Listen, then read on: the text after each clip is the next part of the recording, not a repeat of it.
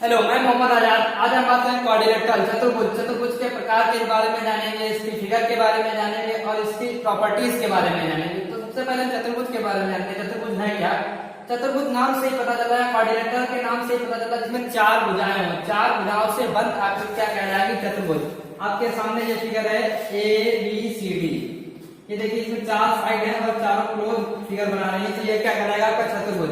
अब ये close figure बनाएगा तो इसमें कुछ नए टर्मिनोलॉजी है, उनके बारे में बात करते हैं। ये अपोजिट वर्टेक्स कहलाएंगे या फिर सम्मुख शीर्ष कहलाएंगे। क्या? सम्मुख शीर्ष।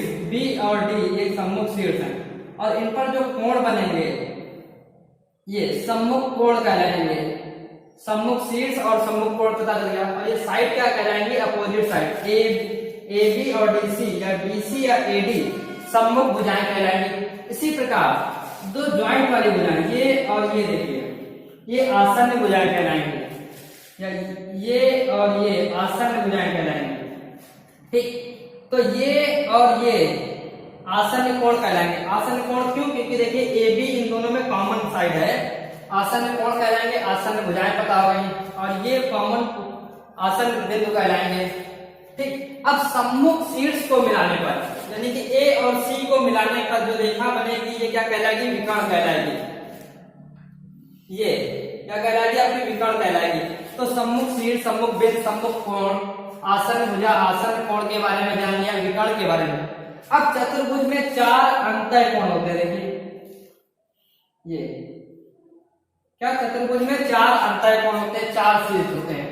अब हम चतुर्भुज के प्रकार के बारे में जानते हैं, तो उससे पहले इनके मेन प्रकार जानते हैं। दो होते हैं, एक अवतल चतुर्भुज, एक उत्तल चतुर्भुज।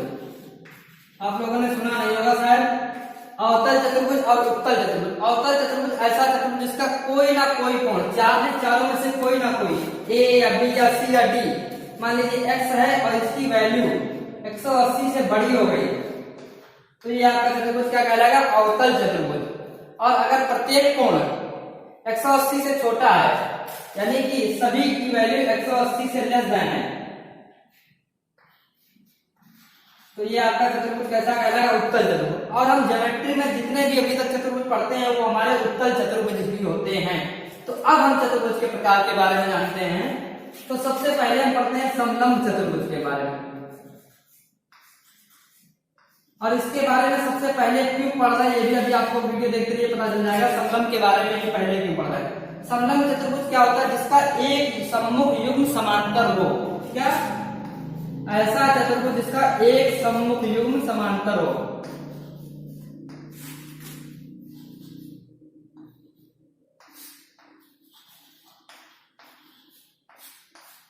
एक सम्मुख युग्म समांतर हो, समलंब चतुर्भुज कहलाएगा। जैसे ये एक चतुर्भुज है AB और CD।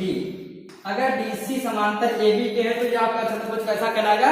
समलंब चतुर्भुज। तो समलंब चतुर्भुज के बारे में पता हो गया। अब बात करते हैं समांतर चतुर्भुज। समांतर चतुर्भुज समलंब चतुर्भुज का ही एक प्रकार है। क्यों है अभी पता चल जाएगा। समांतर चतुर्भुज, समांतर चतुर्भुज का क्या? इसका प्रत्येक सम्मुख युग्म समांतर होना चाहिए, यानी कि दोनों, प्रत्येक सम्मुख युग्म समांतर होना चाहिए। देखिए ABCD,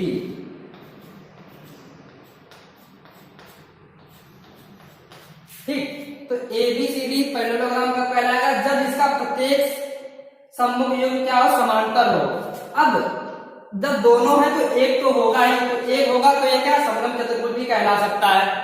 तो समांतर चतुर्भुज को समलंब चतुर्भुज कह सकते हैं, लेकिन समलंब चतुर्भुज कोई जरूरी नहीं समांतर चतुर्भुज भी हो। तो इस तरह से स्टेटमेंट वाले क्वेश्चन आते हैं, उनमें हम लोग फंस जाते हैं, तो ध्यान से सुनिएगा हमारी बात। समांतर चतुर्भुज को समलंब चतुर्भुज कह सकते हैं, समलंब चतुर्भुज को समांतर चतुर्भुज नहीं कह सकते। क्यों नहीं कह सकते ये बता दिया। अब बात करते हैं आयत और वर्ग की। आयत और वर्ग ये एक विशेष प्रकार के समांतर चतुर्भुज, यानी कि ये दोनों भी क्या? समांतर चतुर्भुज कहलाएंगे। ठीक, क्या आयत और वर्ग एक विशेष प्रकार के समांतर चतुर्भुज हैं। अब विशेष प्रकार के क्या है, इनका प्रत्येक कोण 90 डिग्री का होता है। आयत का, ये देखिए, आयत का प्रत्येक कोण 90 डिग्री का होता है और उसकी सम्मुख भुजाएं बराबर होती हैं, यानी कि ए बी सी डी। देखिए, प्रत्येक कोण 90 डिग्री का बना दिया और सम्मुख भुजाएं बराबर होती हैं, तो ये क्या कहलाएगा, आयत कहलाएगा। अब बराबर है 90 डिग्री का कोण बना रहे तो ये भुजा समांतर होगी। क्यों होगी, तिर्यक रेखा में बताया था आपको। वर्ग, वर्ग क्या, एक प्रकार का समांतर चतुर्भुज जिसका प्रत्येक कोण 90 डिग्री का तथा प्रत्येक भुजा बराबर हो।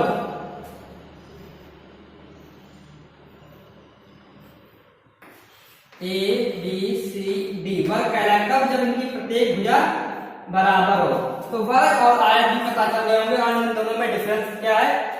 वर्ग को हम आयत कह सकते हैं, लेकिन आयत को वर्ग नहीं कह सकते हैं। ठीक, अब बात करते हैं पतन।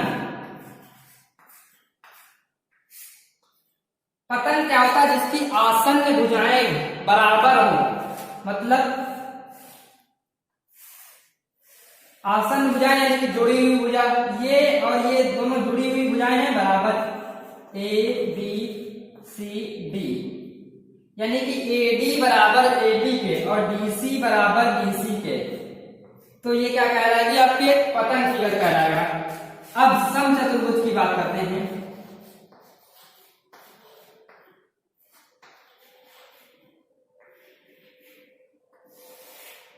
समचतुर्भुज नाम से ही पता चला, सम मतलब समान चतुर्भुज, यानी कि जिसकी चारों भुजाएं समान हो।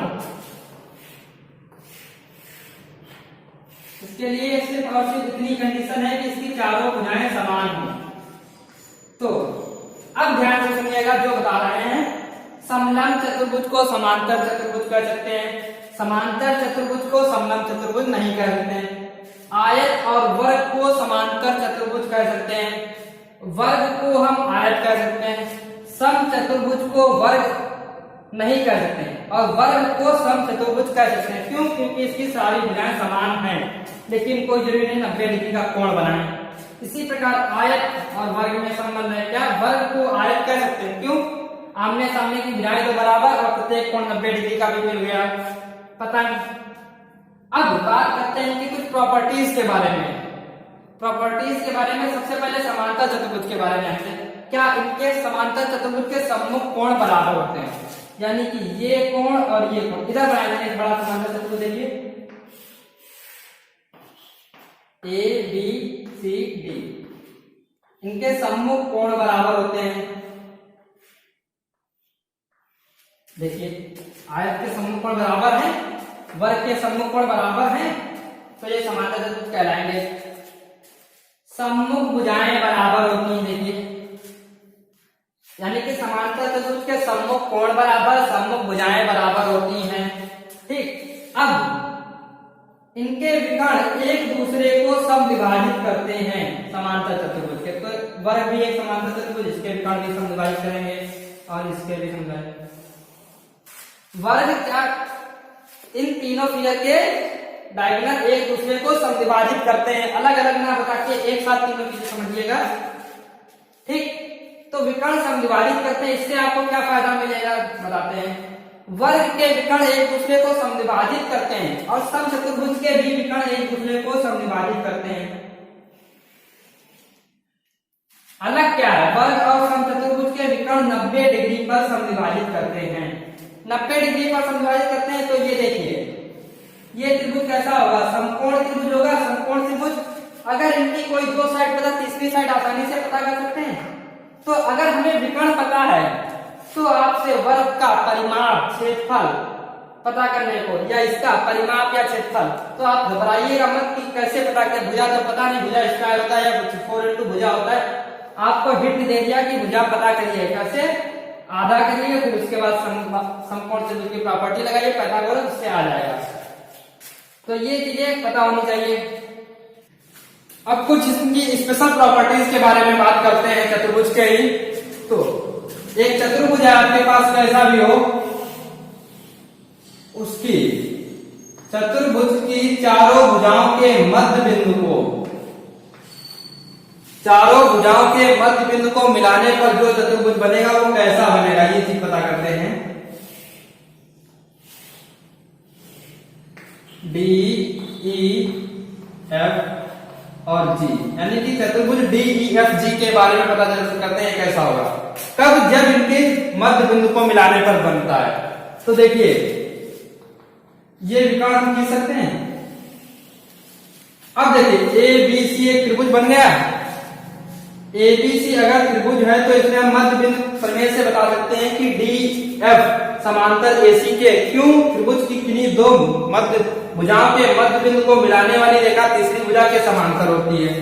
इसी प्रकार जी ई को हम ए सी के समांतर बता सकते हैं। अब जी ई समांतर ए सी के और डी एफ समांतर, तो ये दोनों आपस में एक दूसरे के समांतर होंगी। इसी प्रकार ये वाली बता देंगे। तो देखिए ये कैसा चतुर्भुज बना हमारे पास, समांतर चतुर्भुज। कब, चतुर्भुज की चारों भुजाओं के मध्य बिंदु को मिलाने पर बनने वाला जो चतुर्भुज है कैसा, समांतर चतुर्भुज है।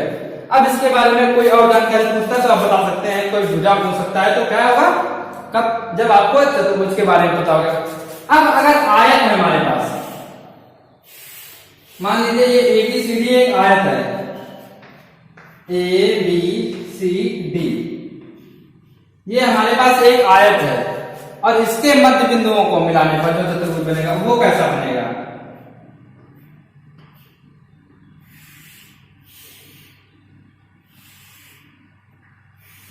ये देखिए आयत है, इसके मध्य बिंदु को मिलाने पर जो चतुर्भुज बनेगा ये हमारे पास डी ई एफ और जी, ये हमारे पास सम चतुर्भुज मिलेगा।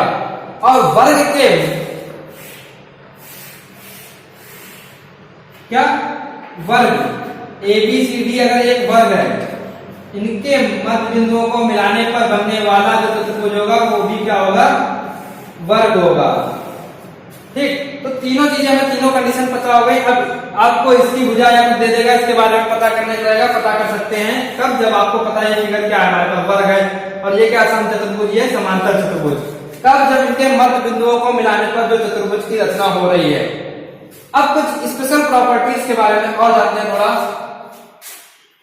एक ही आधार पर बनने वाले समांतर चतुर्भुज जो एक ही समांतर रेखा के मध्य बने, उनके क्षेत्रफल बराबर होते हैं।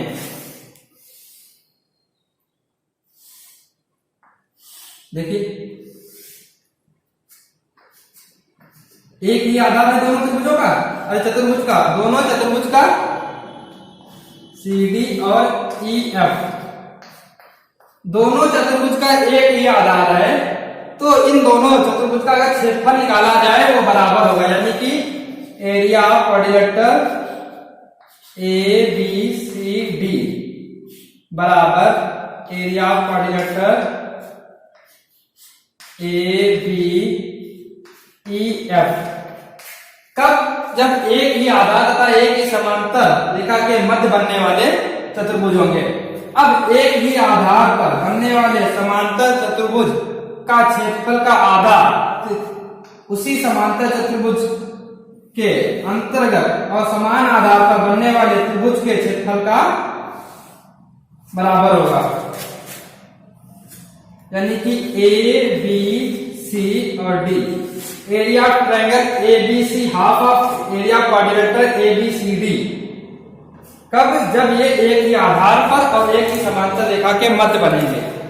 क्या, area of triangle A B C equal to half of area of quadrilateral A B C D. ठीक, तो ये दो प्रॉपर्टी आपके काम की हैं, काम आएंगी। अब हम बात करते हैं बहुभुज के बारे में। बहुभुज के बारे में क्या बात करेंगे, बहुभुज के बारे में हम बात करेंगे उनकी भुजाओं के बारे में, कितनी भुजाएं या प्रत्येक अंतःकोण कितना है या सभी अंतःकोणों का योग कितना होगा या उसमें विकर्ण कितने होंगे। अभी तुमको दिख रहा था, मान लीजिए बहुत जिसमें 10-12 भुजाएं होंगे, कितने विकर्ण है या उनके प्रत्येक अंतःकोण अगर भुजाएं बराबर हैं तो क्या होगा। तो फार्मूले हम बताए जाते हैं आपको। बहुभुज के अंतःकोण का योग, अंतःकोण का योगफल बराबर होगा n-2 इंटू 180 डिग्री। अब देखिए अगर त्रिभुज के पता करना है, 3 रखिए, n की जगह 3 रखेंगे, 180 यानी कि त्रिभुज के तीनों कोणों का योगफल हमें पता चल गया 180। इसी प्रकार चतुर्भुज के पता चल सकते हैं, पंचभुज, षष्ठभुज, जितने भुजाओं वाला होगा। n क्या है, बस भुजाओं की संख्या याद रखिएगा, n क्या है, भुजाओं की संख्या। अब अंतःकोण पता चल गया, प्रत्येक अंतःकोण कितना होगा। अगर तब जब भुजाएं समान है, यानी कि जैसे समबाहु त्रिभुज, सम चतुर्भुज, सम षष्ठभुज, सम पंचभुज, तो प्रत्येक अंतःकोण आपको पता होना चाहिए जब बराबर होगा। टोटल अंतःकोण पता है, प्रत्येक कितना होगा, कितने अंतःकोण होंगे उससे पता कर लें। प्रत्येक अंतःकोण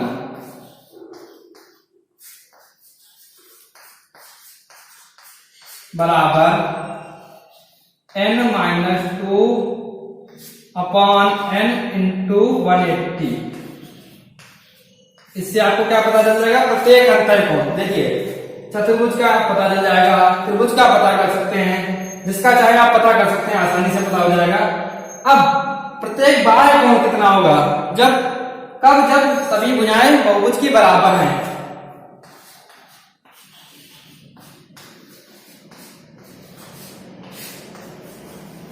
बाह्य कोण प्रत्येक क्या होगा, 360 बटे n। प्रत्येक बाह्य कोण पता चल गया।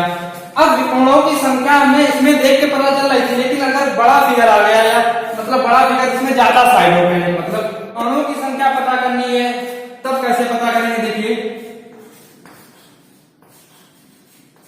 विकोणों की संख्या बराबर फार्मूला होता है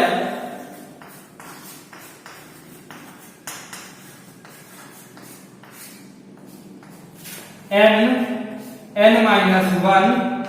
अपॉन 2 माइनस n। रख के देख लीजिए 4 सही है कि नहीं, 3 आएगा, 2 माइनस 4 6 यानी कि 2। देखिए दो विकर्ण होते हैं, त्रिभुज रखेंगे 0 आएगा, 3 और यहाँ 2 कैंसिल हो जाएगा, 3 माइनस 3 0। तो पता चल गया त्रिभुज और चतुर्भुज और बहुभुज के बारे में भी क्या इन फार्मूला से कोई भी जानकारी पता कर सकते हैं। अब अगली वीडियो हम बनाएंगे सर्कल पर।